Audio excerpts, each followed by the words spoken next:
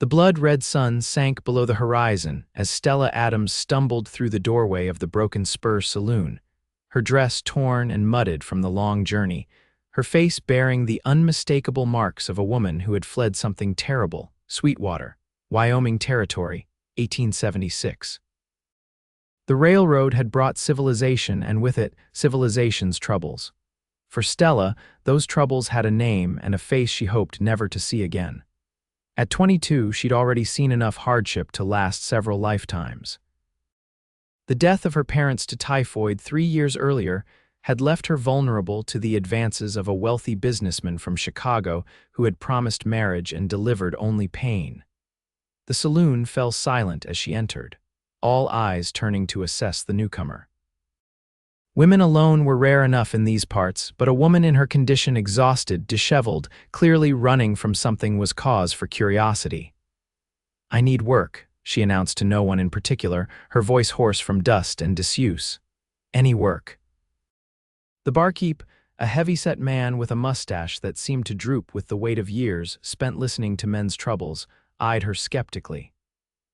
"This ain't that kind of establishment, miss. The girls who work upstairs do so of their own accord, and I ain't looking for more."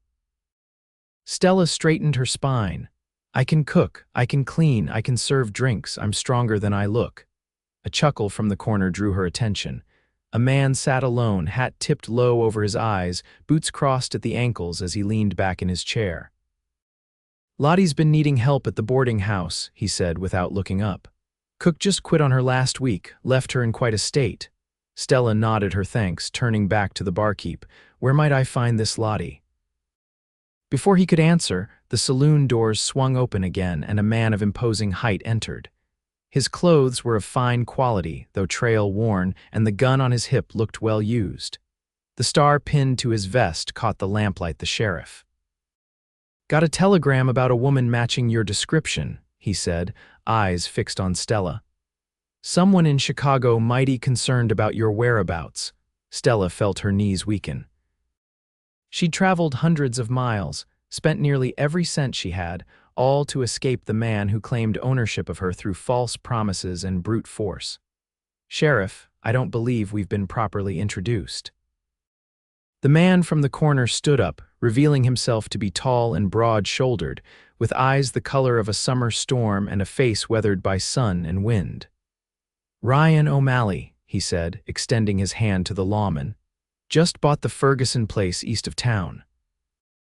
The sheriff took his hand reluctantly. "Didn't know Ferguson was selling. Wasn't planning to till I made him an offer too good to refuse." Ryan smiled, but it didn't reach his eyes. "Now, I couldn't help overhearing. This lady just agreed to work for my neighbor, Mrs. Charlotte Bennett at the boarding house. I'd hate for Lottie to be disappointed." The sheriff glanced between them, suspicion evident. "This true, miss?" Stella managed to find her voice. "Yes, I'm expected." "Well, I reckon that Chicago fella can wait till morning to hear what's what." The sheriff adjusted his hat.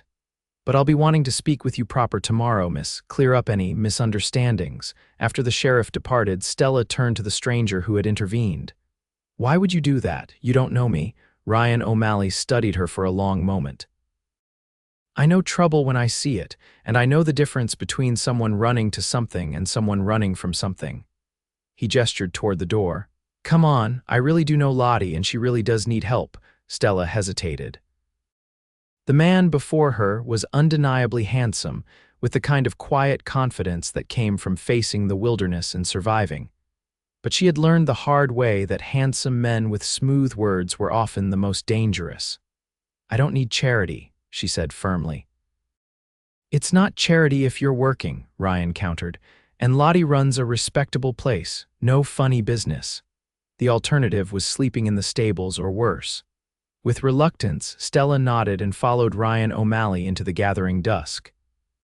The boarding house was a 2-story structure at the quieter end of Sweetwater's Main Street. Light shone from several windows, and the sound of a piano being played with more enthusiasm than skill drifted out into the night air. Lottie Bennett proved to be a widow in her 50s with shrewd eyes and hands roughened by decades of work. She looked Stella up and down with an appraising gaze that missed nothing. "You can cook?" she asked without preamble. Yes, madam. I managed a household in Chicago for 3 years. Hum. Lottie glanced at Ryan. Vouching for her, are you? He nodded once. She needs a fair chance, Lottie, the older woman sighed. Room at the back next to the kitchen. It's small but private. 6 days a week, sunrise to sunset with Sunday afternoons free. $3 a week plus board. Any trouble with the boarders, you come straight to me. Thank you, Stella said, relief washing over her. I won't disappoint you, Lottie snorted. See that you don't. Ryan, a word before you go. As the two stepped aside to speak in hushed tones, Stella took in her surroundings. The boarding house was clean and modestly furnished, nothing like the opulent home she'd fled in Chicago, but it felt safer already. She's running from something, isn't she? Lottie asked Ryan, her voice low but not quite low enough. Seems that way. And you're involving yourself because. Ryan shrugged, just being neighborly. Lottie didn't sound convinced. Well, she can stay as long as she works hard and keeps to herself. But if trouble follows her here, I'll handle it, Ryan promised. As he prepared to leave, Ryan paused beside Stella. I'll be by tomorrow to check how you're settling in. That's not necessary, Mr. O'Malley. I've imposed enough. A half smile crossed his face. It's no imposition. Besides, I eat breakfast here 3 times a week. Best biscuits in the territory. He tipped his hat and was gone, boots echoing on the wooden boardwalk. Stella's new room was indeed small, barely space for a narrow bed, a washstand, and a hook for her meager belongings. But the door had a lock, and the window overlooked a small garden rather than the street. For the first time in weeks, she allowed herself to breathe. Morning came too soon. Stella rose before dawn, splashed cold water on her face from the basin, and dressed in the cleanest of her traveling clothes. When she entered the kitchen, Lottie was already there, stoking the fire in the massive iron stove. Hope you're ready to work, the older woman said. 12 boarders, all men, all hungry as bears in spring. Breakfast at 6, dinner at noon for those who come back for it, supper at 6. Between meals, there's cleaning, laundry, and baking to be done. Stella rolled up her sleeves. Just tell me where to start. By the time the first boarders began filing into the dining room, Stella had helped prepare a breakfast of flapjacks, bacon, eggs, and biscuits. The aroma of coffee filled the house, and despite her exhaustion, she found herself enjoying the simple, honest work. Ryan O'Malley arrived just as most of the other boarders were finishing. He nodded to Stella as he took a seat at the long table. Miss Adams, he greeted her, settling in. Well enough, thank you. She set a plate before him, conscious of his eyes following her movements. Sheriff Daniels was asking about you this morning, Ryan said casually as he buttered a biscuit. Seems that telegram was mighty insistent. Stella froze. What did you tell him? Nothing much to tell. Said you seemed like a respectable woman looking for honest work. He took a bite of the biscuit. These are even better than usual, Lottie. The older woman snorted from across the room. Miss Adams made those. Girls got a light touch with the dough. Ryan's eyebrows rose in appreciation. That's so? Well, Miss Adams, seems you've found your calling. Cooking is just one of many skills a woman in my position is expected to master, Stella replied, trying to maintain her composure despite the mention of the sheriff's continued interest. And what position might that be? Ryan asked, his voice deliberately light. Before she could formulate an answer, the front door of the boarding house opened, and Sheriff Daniels himself entered, removing his hat as he stepped into the dining room. Miss Adams, he said. Need a word with you when you're not too busy. Lottie moved to stand beside Stella. She's plenty busy, Sheriff. Got a house full of men to feed. Won't take but a minute, Lottie. The sheriff's tone was polite but firm. Stella wiped her hands on her apron. It's all right, Mrs. Bennett. I'll speak with the sheriff. The sheriff led her to the small parlor at the front of the house. Ryan followed, leaning against the doorframe as if standing guard. Got another telegram this morning, Sheriff Daniels said, from a Mr. Victor Harrington of Chicago. Claims you're his fiancé and that you've absconded with family heirlooms.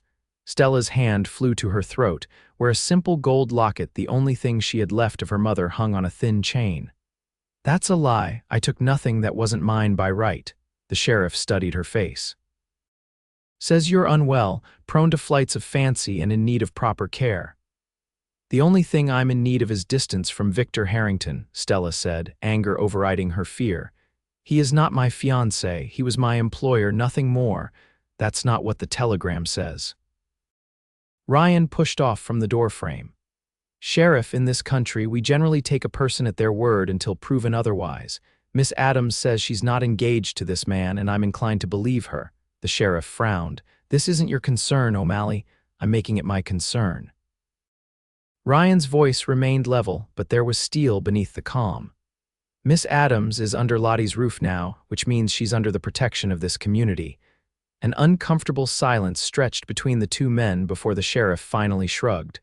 Well, I've done my duty in informing her. What happens next is between Miss Adams and her former employer. He turned to Stella. I'd compose a response if I were you, miss. Men like Harrington don't generally give up easy. After the sheriff left, Stella sank into a chair, her legs suddenly unable to support her weight. He'll come for me, she whispered. Victor doesn't let go of what he considers his. Ryan knelt beside her chair. What happened in Chicago, Miss Adams? She looked away. I was a fool. After my parents died, I needed work. Victor Harrington offered me a position as housekeeper in his bachelor establishment. He seemed kind at first, generous with his pay, respectful of my position. Her voice grew bitter. Until he wasn't. Did he hurt you? Ryan's question was gentle but direct. He began to make advances. Said he'd fallen in love with me, wanted to marry me. When I refused, she swallowed hard. He became insistent, said no respectable house would hire me if he spread word that I'd behaved improperly while under his roof, that I'd be forced onto the streets. But you got away. Stella nodded. He went to Boston on business. I took my savings and ran. I never thought he'd pursue me this far west. Ryan's face hardened. Men like that consider women property. But you're not in Chicago anymore, Miss Adams. Things are different here. Are they? Stella asked bitterly. It seems to me that men are men wherever you go. Some are, Ryan acknowledged, but not all. He stood up, his expression thoughtful. I need to get back to my ranch, but I'll be in town again tomorrow. In the meantime, stay close to the boarding house. That evening, after the dinner dishes were washed and put away, Stella sat on the back step of the boarding house, watching the sun set over the distant mountains. The vastness of the Wyoming landscape still took her breath away, so different from the crowded streets of Chicago. Beautiful, isn't it? Lottie said, settling beside her with a groan that spoke of aging joints. That's why I stayed after my herald passed, couldn't bear to leave this sky. It is beautiful, Stella agreed. I've never seen stars so bright. Lottie studied her profile. Ryan told me a bit about your trouble. This Harrington fellow sounds like bad business. Stella tensed. Did he tell everyone in town my affairs? Just me, Lottie assured her, and only because he's worried for your safety. She patted Stella's hand. Ryan O'Malley's a good man. Came out here 5 years ago with nothing but the clothes on his back and a determination to build something of his own. Worked as a ranch hand until he saved enough to buy his place. He seems capable, Stella allowed. Lottie chuckled. That's one word for it. Man's as stubborn as a mule and twice as hard-headed when he sets his mind to something, but there's not a soul in Sweetwater who wouldn't want him on their side in a pinch. The next morning brought a surprise visitor to the boarding house. Stella was kneading dough for the day's bread when a shadow fell across the kitchen doorway. She looked up to find a woman of striking beauty standing there, dressed in a riding outfit that, while dusty from the trail, was clearly expensive and fashionable. Excuse me, the woman said, her accent marking her as Eastern educated. I'm looking for Ryan O'Malley. Stella wiped her hands on her apron. Mr. O'Malley doesn't live here. He only takes meals here occasionally. Oh, the woman looked genuinely disappointed. I was told in town that this would be the place to find him. He might come for breakfast, Stella offered. You're welcome to wait in the parlor, the stranger smiled. Thank you. I'm Rebecca Stanford, by the way, an old friend of Ryan's from back east. Something in the way she said friend made Stella uncomfortable, though she couldn't say why. Stella Adams, I work here for Mrs. Bennett. Charmed, Rebecca said, though her eyes had already moved past Stella to take in the modest kitchen. Is there somewhere I might freshen up? The journey from the railway station was dreadfully dusty. Stella directed her to the washroom, then returned to her bread making with a curious sense of disquiet. Within the hour, Ryan did indeed arrive for breakfast, stopping short in the doorway when he caught sight of Rebecca Stanford seated in the parlor. "Becky," he said, genuine shock in his voice. "What in God's name are you doing in Wyoming?" Rebecca rose gracefully. "Surprise, darling. I decided your letters weren't enough. I wanted to see this wild country you've fallen in love with." Ryan removed his hat, running a hand through his hair in a gesture Stella had already come to recognize as a sign of discomfort.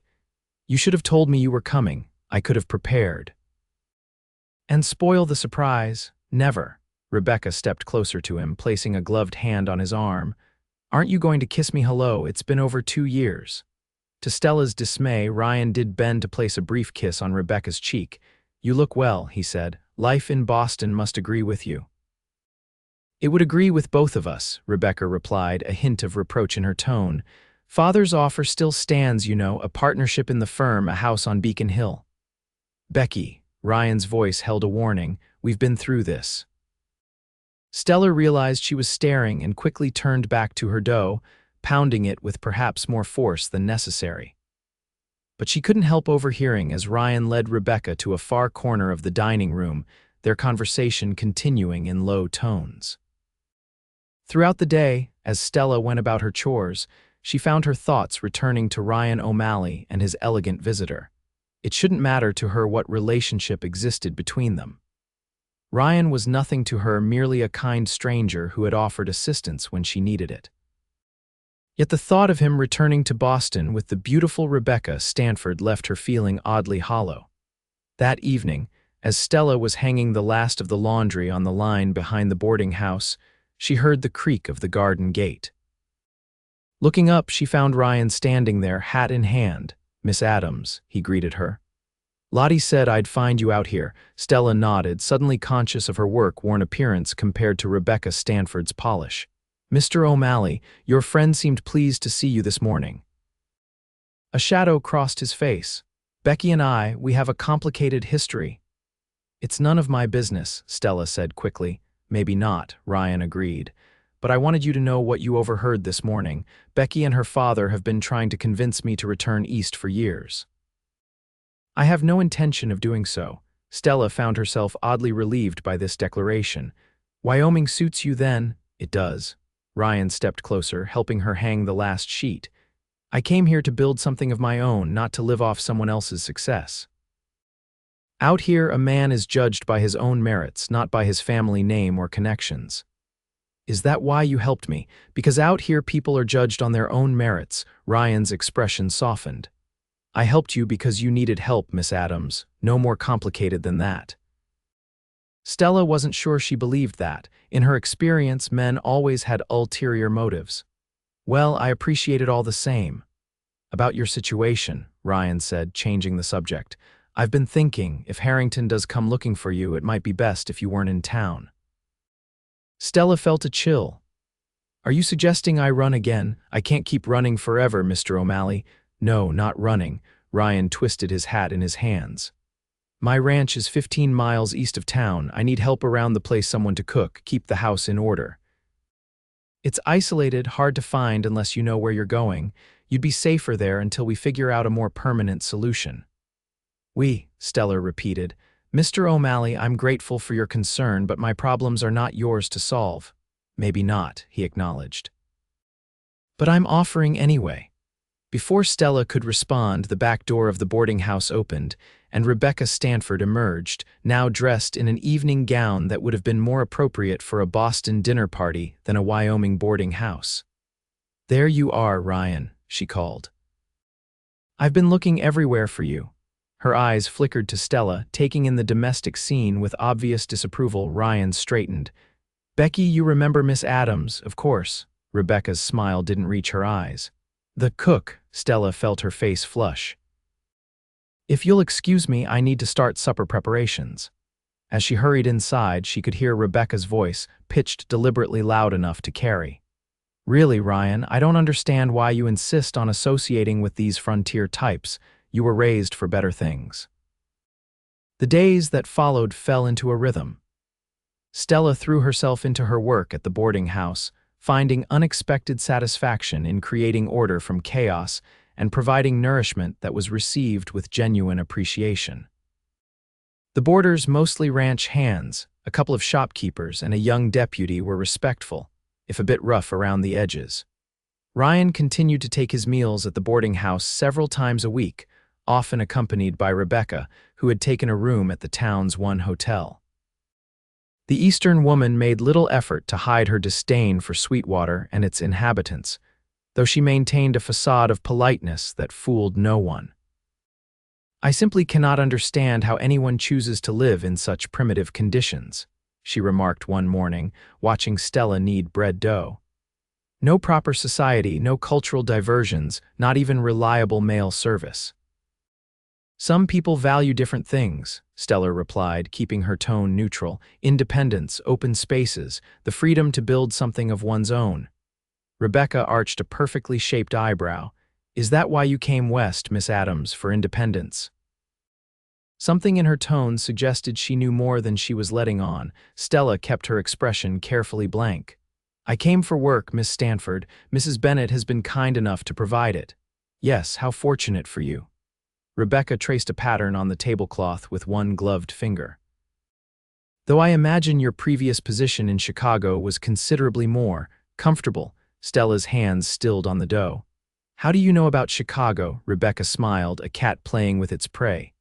"Oh, the sheriff mentioned something about a telegram from a concerned gentleman in Chicago. Quite desperate to find you, apparently." Before Stella could respond, Ryan entered the kitchen, his expression darkening as he took in the scene. "Becky, I thought we agreed you'd wait for me at the hotel." "I grew tired of waiting," Rebecca replied with a pout. "Besides, I was having a fascinating conversation with Miss Adams about her adventures in Chicago." Ryan's eyes met Stella's, a silent question in them. She gave a slight shake of her head, unwilling to reveal how shaken she felt. "Miss Adams has work to do," Ryan said firmly. "And you and I need to discuss your return to Boston." Rebecca's smile faltered. "My return, but I've only just arrived. And you've seen what there is to see. This isn't the life for you, Becky, we both know that." As the couple moved to the parlor, their voices dropped too low for Stella to hear. She returned to her bread-making, trying to ignore the trembling in her hands. If Rebecca had heard about the telegram, how many others in town knew of her situation? How long before word reached Victor Harrington that she had been found? That evening, as Stella was turning down the lamps in the dining room, a knock came at the front door. Cautiously, she approached, peering through the curtain before opening it. Ryan stood on the porch, his expression grim. "May I come in?" Stella glanced behind her. The house was quiet, the boarders either asleep or out for the evening, and Lottie had retired to her room with a headache. "Is something wrong?" Ryan removed his hat as he stepped inside.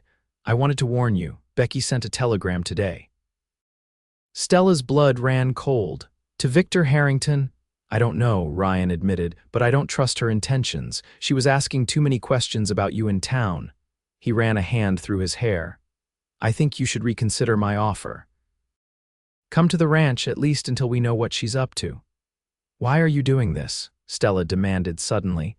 "Why involve yourself in my troubles when you have plenty of your own? That woman clearly expects you to return east with her."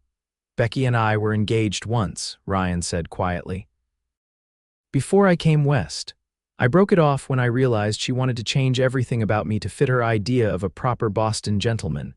And now she thinks 5 years of hard living has taught me to appreciate the comforts of civilization." A wry smile crossed his face. "She's wrong." Stella found herself studying him, the strength in his shoulders, the quiet confidence in his bearing, the way his eyes seemed to see right through her defenses. In another life, perhaps, she shook her head to clear such foolish thoughts. "I can't keep running, Mr. O'Malley. Sooner or later I have to face what's coming." "At least let me help you prepare," Ryan insisted. "If Harrington comes when he comes," Stella corrected bitterly. "Victor doesn't let go of what he considers his." "You're not his," Ryan said fiercely. "You never were."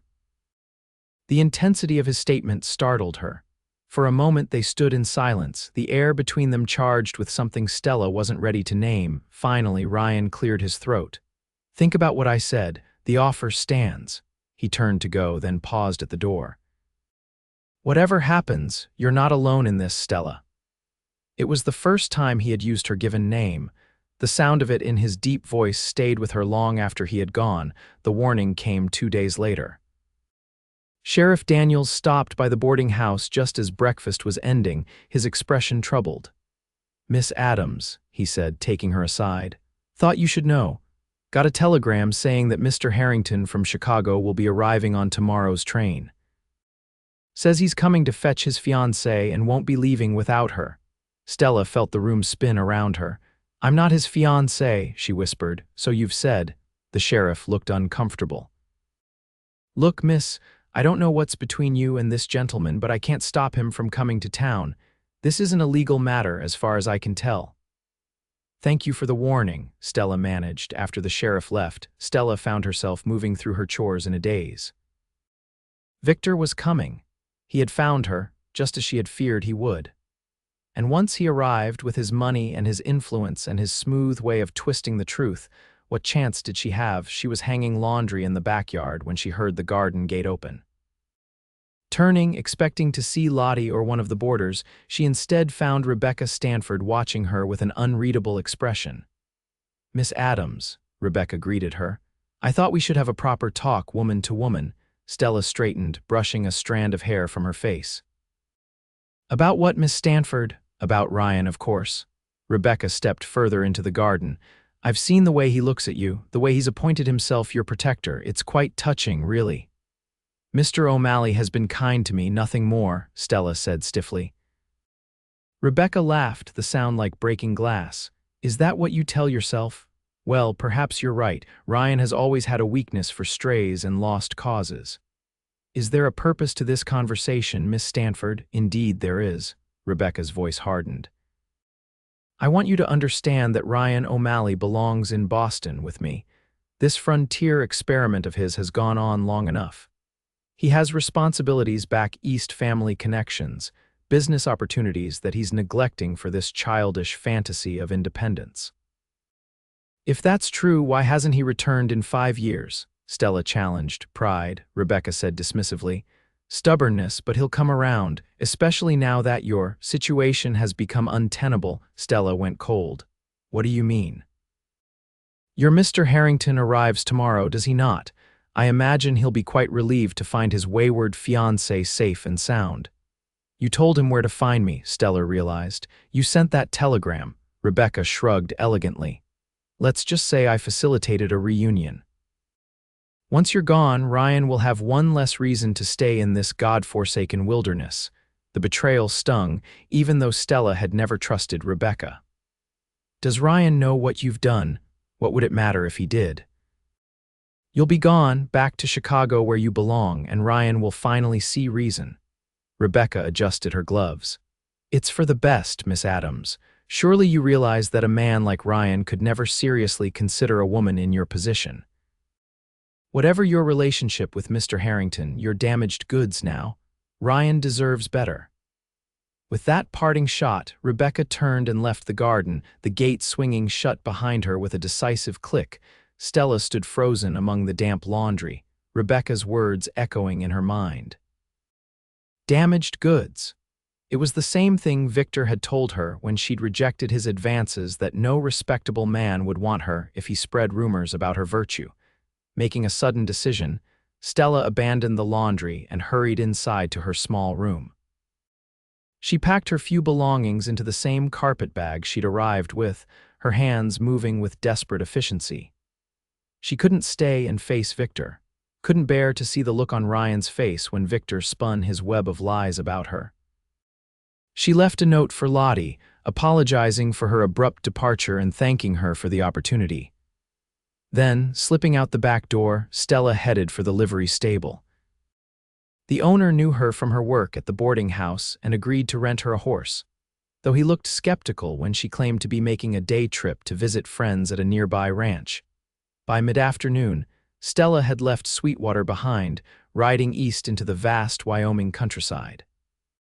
She had no clear destination in mind, only the desperate need to put distance between herself and the train that would bring Victor Harrington to town the next day. The land stretched out before her, a sea of grass and sagebrush broken by the occasional cluster of cottonwoods marking a creek or spring. In the distance, the mountains rose like sentinels against the sky.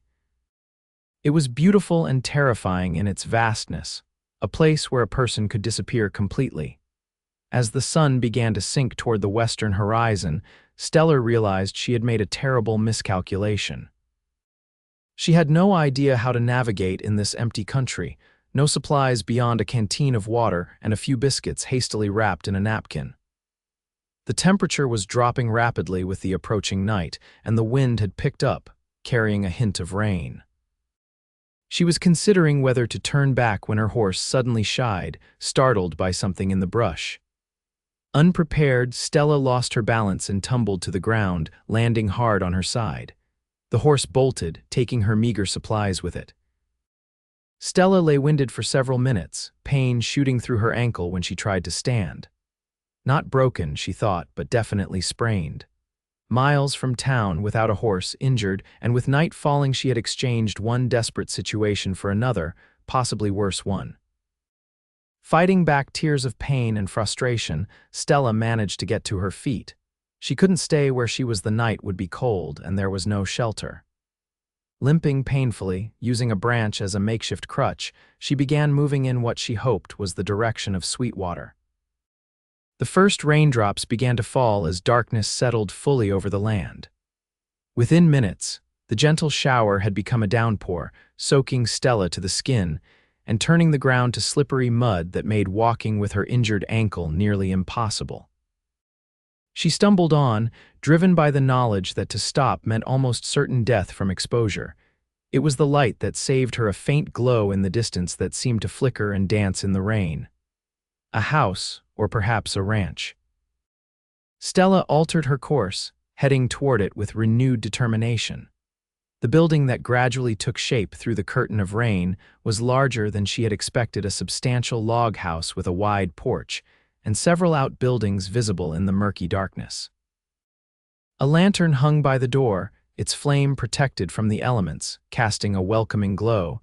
Stella dragged herself up the steps of the porch, nearly weeping with relief to be out of the rain. She leaned heavily against the doorframe as she raised her hand to knock. The door opened before her knuckles could make contact, revealing a startled Ryan O'Malley. "Stella," his voice was incredulous. "What in God's name?" he broke off, taking in her bedraggled condition. "You're hurt." Without waiting for a response, he scooped her into his arms as if she weighed nothing, carrying her into the warm interior of the house. Stella was too exhausted and in too much pain to protest, her head falling against his shoulder in defeat.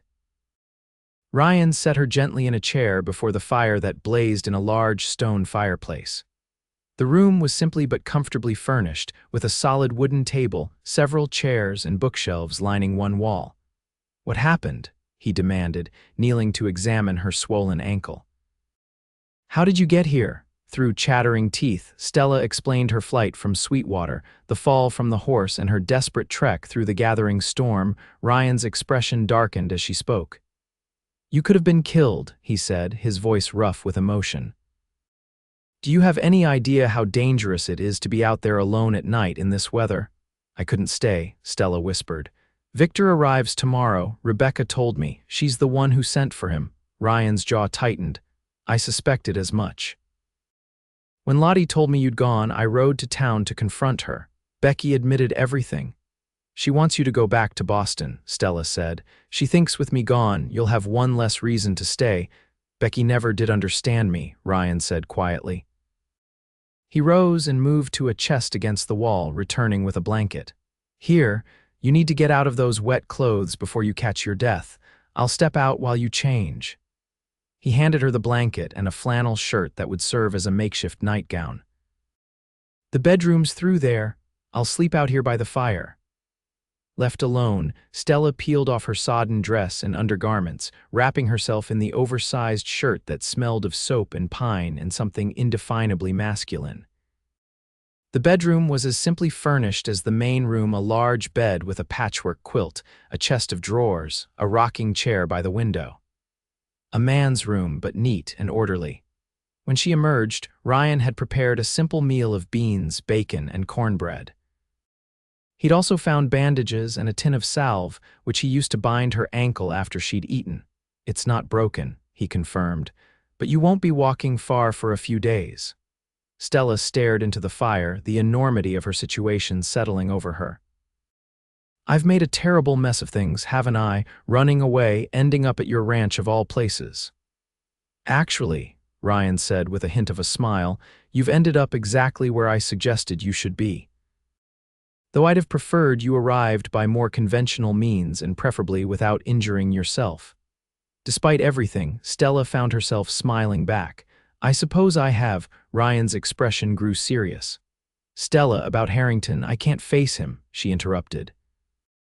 "You don't know what he's like, how he twists things to his advantage." "Then don't face him alone," Ryan said simply. "Let me help you." Stella shook her head. Why would you put yourself between me and my troubles? You hardly know me." Ryan was silent for a long moment, his eyes on the fire. "5 years ago," he finally said, "I came west because I couldn't breathe in Boston anymore. Couldn't bear the weight of others' expectations, my family's, Becky's, society's.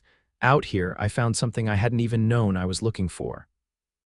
"Freedom," Stella suggested.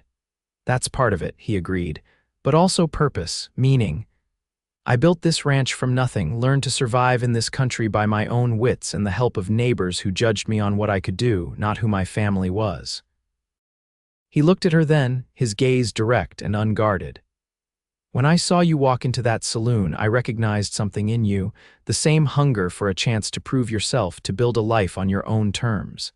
And when the sheriff mentioned that telegram, I saw the fear in your eyes. I know what it's like to be hunted by the past. So it's sympathy," Stella said, trying to ignore the disappointment that welled up inside her. "No," Ryan moved to kneel beside her chair, taking her hand in his. "It started as recognition. Then respect for your courage in leaving everything behind to start over. And now—" He hesitated, a vulnerability in his expression she hadn't seen before. "Now I find myself thinking about you far more than is reasonable for a man who barely knows a woman." Stella's heart hammered in her chest. "Mr. O'Malley, Ryan," he corrected gently. "I think we're well past formalities, don't you?" "Ryan," she whispered, testing the feel of his name on her lips.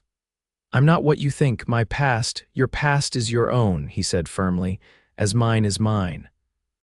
What matters is who we choose to be now and who we want to become." The fire crackled in the silence that followed, casting dancing shadows across the room. Outside, the rain continued to fall, a steady rhythm on the roof. "I should rest," Stella finally said, overwhelmed by emotions she wasn't ready to name. "It's been a long day," Ryan nodded, releasing her hand. "Of course, we'll figure out our next steps in the morning." That night, lying in Ryan's bed with the sound of rain on the roof and the knowledge that he slept just beyond the door, Stella allowed herself to consider possibilities she had previously deemed impossible. Could there be a future for her here in Wyoming? Could she truly escape the shadow of Victor Harrington? And Ryan O'Malley, the man who had offered her sanctuary not once but twice, who looked at her as if she were something precious rather than damaged goods, what place might he have in such a future? Morning brought clear skies and a sense of resolution. Stella awoke to the smell of coffee and the sound of Ryan moving about in the main room. Her ankle felt better, though still tender when she put weight on it. She found Ryan at the stove, frying bacon and eggs. He turned at her entrance, his eyes warming at the sight of her in his flannel shirt, hair loose around her shoulders. "Good morning," he greeted her. "How's the ankle?" "Better," she said, suddenly self-conscious. "I should change back into my own clothes." "They're still damp," Ryan said. "I hung them by the fire, but it'll be a while before they're wearable." He gestured to the table. "Sit, eat, we need to talk." Over breakfast, Ryan outlined his plan. "Victor Harrington arrives on today's train. By now, Lottie will have told the sheriff about your disappearance. If I know Becky, she'll have made sure Harrington hears about it as soon as he steps off the train. He'll organize a search," Stella predicted. "Victor doesn't give up easily." Let him search, Ryan said calmly. Meanwhile, we ride to Medicine Bow. Judge Parker is there this week for circuit court. We can be married by nightfall. Stella nearly choked on her coffee. Married, Ryan's expression remained serious. It's the most effective protection I can offer. As your husband, I would have legal standing to prevent Harrington from forcing you to return with him. You would marry me to thwart Victor Harrington? Stella asked incredulously. No, Ryan said quietly. I would marry you because I'm falling in love with you, Stella Adams. Because I believe we could build something good together. Harrington is simply the catalyst forcing us to move more quickly than we might have otherwise. Stella set down her cup with shaking hands. This is madness. You can't love me. You barely know me. I know enough, Ryan countered. I know you're brave and resilient. I know you work hard and care about doing things well. I know you make the best biscuits I've ever tasted. That last brought a small smile to her lips, which he returned before continuing more seriously. The rest, we can learn together day by day. Isn't that what marriage is supposed to be? And what about Rebecca? Stella challenged. She came all this way for you. Becky came for a man who no longer exists, Ryan said firmly. I'm not the same person who left Boston 5 years ago. She wants to change me back, but that's not possible. He reached across the table to take her hand.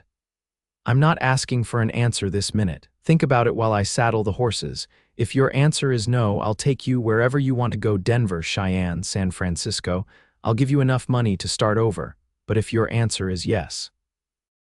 He left the sentence unfinished, rising to don his hat and coat. I'll be back in half an hour. Alone, Stella paced the small house, her mind racing. Marriage to Ryan O'Malley. The idea was both terrifying and strangely compelling. She had sworn never to place herself under a man's control again after her experience with Victor. Yet Ryan was nothing like Victor. He offered partnership, not ownership, protection freely given, not imposed, and there was the undeniable attraction between them. The way her heart quickened when he entered a room, the feeling of safety she found in his presence. The respect in his eyes when he looked at her, could it be possible? Could she find not just safety but happiness with this quiet, determined man who had built a life on his own terms in this wild country?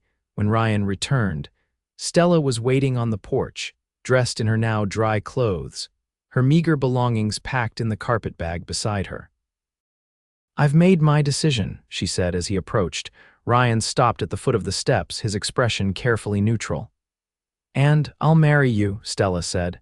Not just to escape Victor, but because I want to see what we might build together, because I think I could love you given time. The smile that broke across Ryan's face was like the sunrise, gradual, then brilliant. He bounded up the steps and gathered her in his arms, lifting her off her feet in his enthusiasm. You won't regret this, he promised, setting her down gently, mindful of her injured ankle. I hope not, Stella said, allowing herself a small smile, because I've never been married before and I only intend to do it once. The journey to Medicine Bow took most of the day, with Ryan insisting on a slow pace to accommodate Stella's ankle. They arrived as the sun was beginning to set, the small town bustling with activity due to the circuit court being in session. Judge Parker was a gruff man with a reputation for fairness. He raised an eyebrow at the couple's appearance, Stella in her simple, travel-worn dress, Ryan in his rancher's clothes, but asked no questions as he performed the brief ceremony in his temporary chambers at the town hotel. By the power vested in me by the territory of Wyoming, I now pronounce you husband and wife, he declared, closing his book with a snap. You may kiss your bride, O'Malley. Ryan turned to Stella, his eyes asking permission. She gave a slight nod, and he bent to place a gentle, almost reverent kiss on her lips. It was their first kiss, Stella realized with a start, a beginning, not an ending. They spent the night at the hotel in a small but clean room that the proprietor was only too happy to provide for the newlyweds. Despite their legal status, Ryan insisted on sleeping in the chair, giving Stella the bed.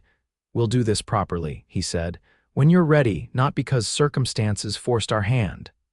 The next morning, they began the journey back to Ryan's, now their ranch. The day was clear and warm, the landscape stretching out around them in all its wild beauty. What will happen when we return? Stella asked as they rode side by side. Victor will still be looking for me.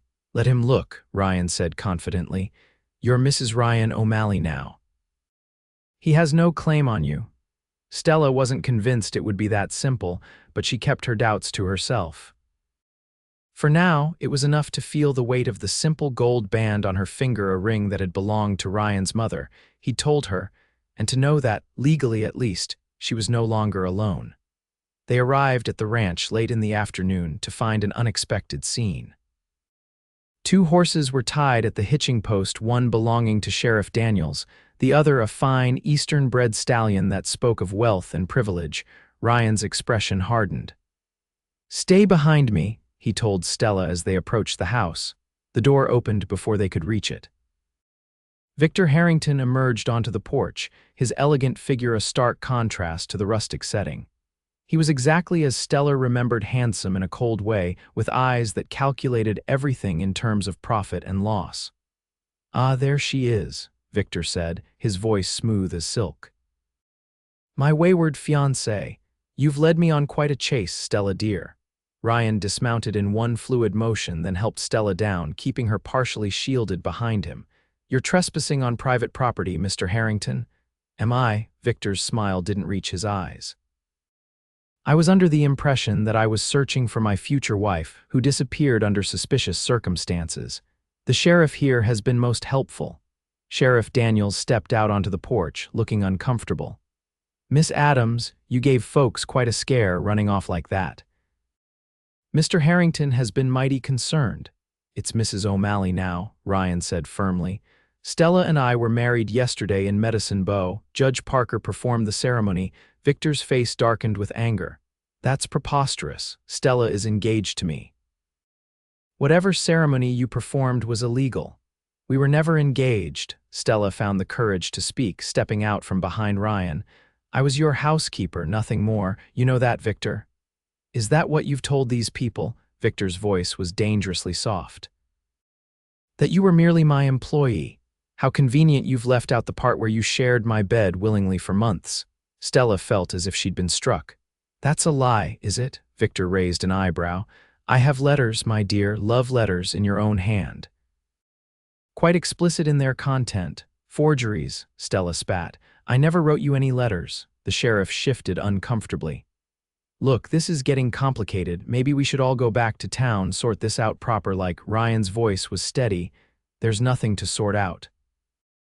Stella is my wife. Whatever claims Mr. Harrington thinks he has on her are null and void." "We'll see about that," Victor sneered. "I have friends in the territorial government. This farce of a marriage won't stand up to legal scrutiny." As the men argued, a movement in the doorway caught Stella's attention. Rebecca Stanford emerged from the house, her expression a mixture of triumph and uncertainty. "Ryan," she said, stepping forward, "be reasonable. This woman has been lying to you from the start." "Mr. Harrington has proof manufactured to discredit a woman who rejected his advances." Ryan cut her off. "Why are you here, Becky? What do you hope to gain from this?" Rebecca's composure faltered. "I'm trying to save you from making a terrible mistake. This woman, she's not what you think. She's using you to escape her obligations." "My only obligation was as Victor Harrington's employee," Stella said firmly. "A position I left when he made it clear he expected services beyond those I was hired to perform." Victor laughed, the sound chilling in its lack of humor. "Such righteous indignation. Tell me, did you use the same act on O'Malley here, the innocent victim fleeing a fate worse than death?" He turned to Ryan. "She's quite the actress, isn't she? Had me fooled for weeks with her modest demeanor, until I discovered what she really wanted: my money, my name, but none of the responsibilities that come with being a wife." "That's enough," Ryan said, his voice deadly quiet. "You will leave my property now, Mr. Harrington, or I will remove you myself." The threat hung in the air between them. Victor assessed Ryan, his height, the strength evident in his build, the determination in his stance, and apparently decided that physical confrontation would not end in his favor. "This isn't over," he promised. "I have substantial investments in this territory, friends in high places. Your marriage won't stand. It will, Ryan said with absolute conviction. Now get off my land. With a final venomous glance at Stella, Victor turned and stalked to his horse. Rebecca hesitated, her eyes pleading with Ryan. Don't do this, she said softly. Come back to Boston with me. Forget this wild scheme. Ryan's expression softened slightly.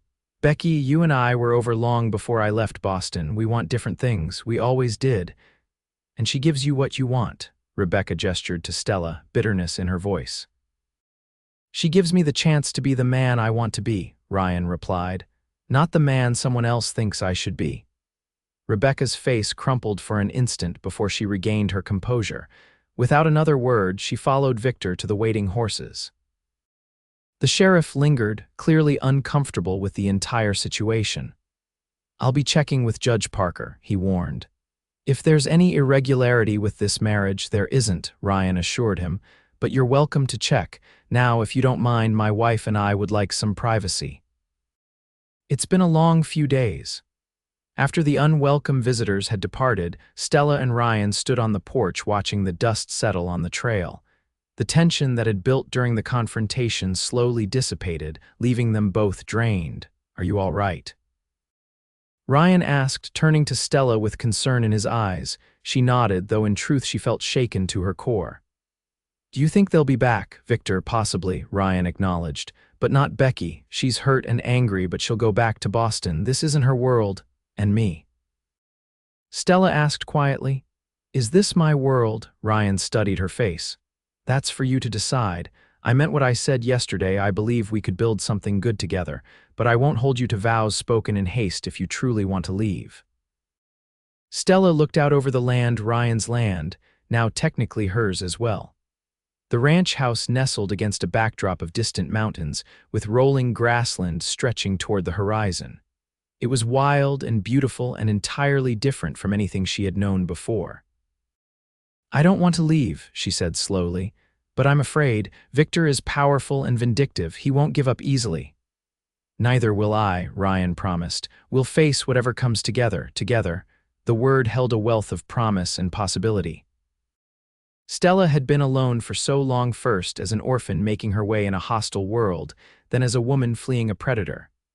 The idea of having someone by her side, someone who believed in her, was almost too much to comprehend. I don't deserve this, she whispered, more to herself than to Ryan. I don't deserve a husband who would risk so much for me. Ryan stepped closer, gently tilting her face up to his. You deserve me, he said with quiet certainty, before lowering his mouth to hers in a kiss that held the promise of all the days to come. The months that followed were a time of adjustment and discovery. True to Ryan's prediction, Victor Harrington did not give up easily. He filed a lawsuit challenging the validity of the marriage, claiming that Stella had been contracted to marry him first.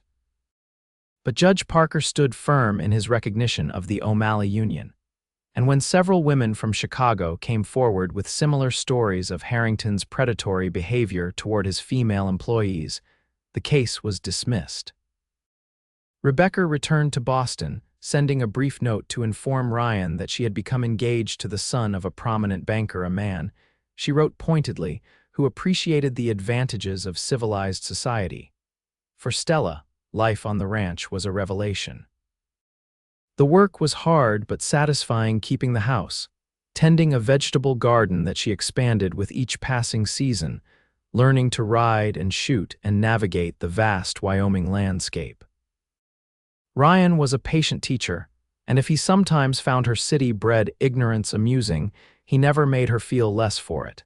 Their marriage, begun in such unusual circumstances, deepened with each passing day. The physical aspect developed gradually, with Ryan true to his word about proceeding at Stella's pace.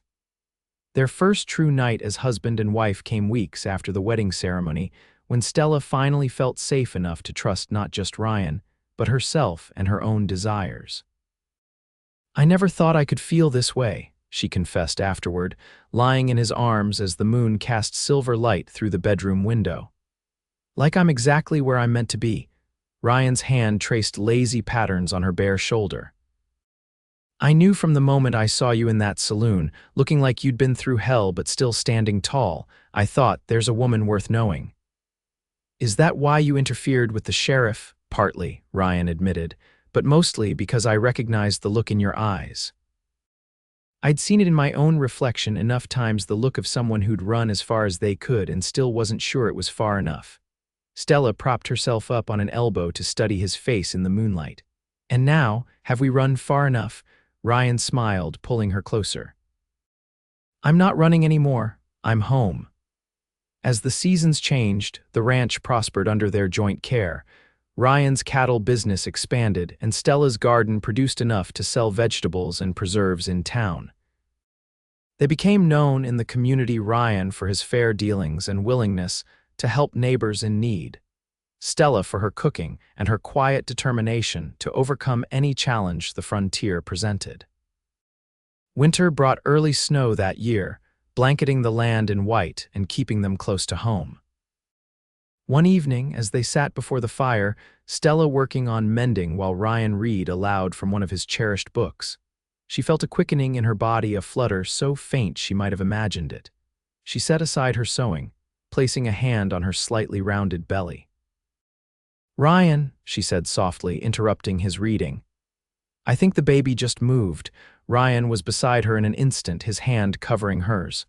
"Are you sure?" Stella nodded, tears springing to her eyes. "It's real, isn't it? We're really going to have a child." "We really are," Ryan confirmed, his own eyes suspiciously bright. He knelt before her chair, pressing his lips to her stomach. "Hello there, little one, we're waiting for you." Watching him, Stella felt a wave of love so intense it nearly overwhelmed her. This man who had given her sanctuary, respect, and finally love, who had believed in her when she couldn't believe in herself, was going to be the father of her child. "I love you," she said, the words coming easily now after months of practice. "I love our life. I love who I am when I'm with you." Ryan looked up, his expression tender. "And who is that?" Stella smiled, running a hand through his hair. "Someone brave, someone worthy, someone who deserves happiness." "You always were those things," Ryan said firmly. "You just needed to believe it yourself." As spring returned to Wyoming, bringing new grass and calves and wildflowers, Stella gave birth to a daughter they named Elizabeth, after Ryan's mother. Lottie Bennett, who had become a dear friend, came from town to help during the first difficult weeks, her practical advice and no-nonsense attitude a balm to Stella's new mother anxieties. "She's going to be just like you," Lottie predicted, watching as Stella nursed the infant. "Got that same determined look about her." "God help us if that's true," Ryan joked from the doorway. "One stubborn woman in this house is plenty." Stella threw a pillow at him, which he caught easily, laughing. These moments of simple joy still sometimes caught her by surprise, the ease between them, the laughter, the sense of belonging. The years flowed by, marked by the rhythms of ranch life and the milestones of their growing family. Elizabeth was joined by a brother, James, 2 years later, and finally by another daughter, Grace, when Elizabeth was 6. Sweetwater grew from a rough frontier town into a more established community. The railroad brought more settlers, more businesses, more connections to the wider world. Victor Harrington never returned, though they heard through occasional gossip that he had lost much of his fortune in speculative investments and retreated to a much diminished lifestyle in St. Louis. On their 10th wedding anniversary, Ryan surprised Stella with a trip to Denver, their first real journey away from the ranch since their hasty marriage. They stayed in a grand hotel, attended the theater, and walked arm in arm through streets bustling with the energy of a growing city. "Do you ever miss it?" Ryan asked as they watched elegantly dressed couples enter a fashionable restaurant. "City life, conveniences, culture?" Stella considered the question seriously. "Sometimes I miss certain things, hot baths that don't require hauling water, shops with the latest fashions. But miss it enough to trade what we have? Never." Ryan squeezed her hand. "I worried in the beginning that once you truly understood the hardships of ranch life, you might regret your choice." "My only regret," Stella said, "is that I ever doubted I deserved the life we've built. That I ever thought myself unworthy of love like yours." Later that night, in the privacy of their hotel room, Ryan presented her with a small velvet box. Inside was a ring set with a perfect sapphire surrounded by tiny diamonds far more elegant than the simple gold band she had worn for a decade. "You gave me your hand when you had nothing else to give," he said as he slipped it onto her finger beside the original ring. "You trusted me when trust was the most precious and fragile thing you possessed. This is to honor that trust and the woman you've become, though in truth, that woman was always there, just waiting for the chance to emerge." Stella admired the way the stones caught the lamplight. "It's beautiful, but you know I don't need grand gestures or expensive gifts." "I know," Ryan said with a smile. "That's one of the countless reasons I love you. You measure wealth in happiness, not possessions." They returned to the ranch refreshed and somehow renewed, ready to face whatever challenges the next decade might bring. And there were challenges: droughts that threatened the cattle, harsh winters that tested their endurance, the usual conflicts and concerns of raising three strong-willed children. But through it all, they faced each day together, their partnership strengthened by the knowledge that they had chosen each other not out of desperation or convenience, but out of a love that had begun as a spark of recognition and grown into an enduring flame. 20 years after Stella had stumbled into the Broken Spur Saloon, she stood on the porch of the ranch house, watching as Elizabeth, now a poised young woman of 19, rode out with her father to check on a distant herd. The girl sat her horse with the easy grace of someone born to the saddle, her laugh carrying on the breeze as she raced ahead, challenging Ryan to catch up. James was in town, apprenticed to the blacksmith and showing a remarkable talent for metalwork. And little Grace, no longer so little at 12, was in the kitchen, trying her hand at making the biscuits that had become something of a family legend. Stella breathed deeply, taking in the scent of sage and grass and the coming rain. This land that had once seemed so alien, so vast and intimidating, had become home in the deepest sense of the word. And the man who had offered sanctuary to a desperate stranger had become the center of a life richer than she could have imagined. "I don't deserve any of this," she sometimes still whispered in moments of overwhelming gratitude, and Ryan would always kiss her gently but firmly and say, "You deserve every bit of it. You deserve me and I deserve you. That's how love works when it's real." And after 20 years, Stella finally believed him.